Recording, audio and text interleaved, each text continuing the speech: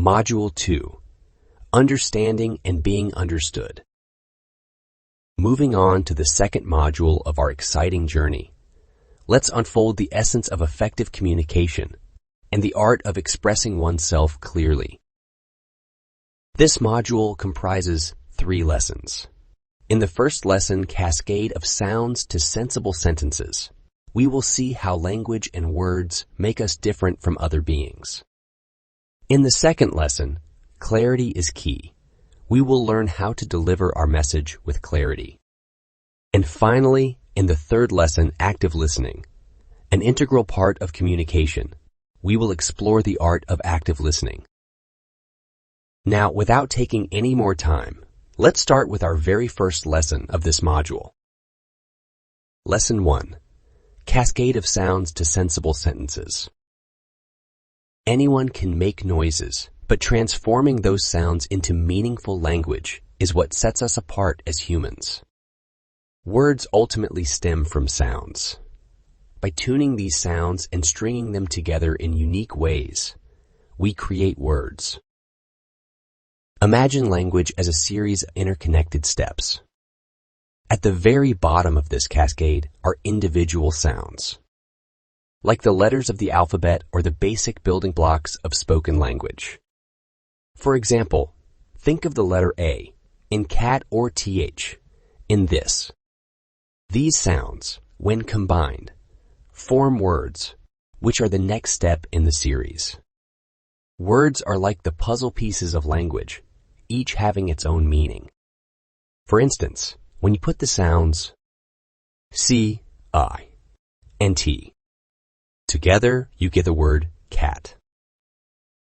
Another example is the sounds B, I, R, and D, which creates the word bird. Now, let's move up the cascade to the next level, phrases and sentences. Phrases are groups of words that make sense on their own, while sentences are longer strings of words that convey complete thoughts. At this stage, we're not just dealing with individual words. We're arranging them in a way that creates meaning. For instance, a sunny day is a phrase that describes a condition, and under the table is a phrase that shows a location. Whereas sentences are more complete thoughts. For example, the cat sat on the mat is a sentence that tells us what the cat did. And she played the guitar in the park is a sentence that conveys an action in a specific place. The cascade keeps flowing upwards as we add more complexity. Beyond sentences, we have paragraphs, which are groups of related sentences that work together to communicate a larger idea. For instance, a paragraph about a favorite book may have sentences describing the plot, characters, and your feelings about it. And beyond paragraphs, we have entire texts, such as articles, stories, or books. Imagine a short story that has a beginning, middle, and end, with paragraphs that describe the characters, setting, and plot.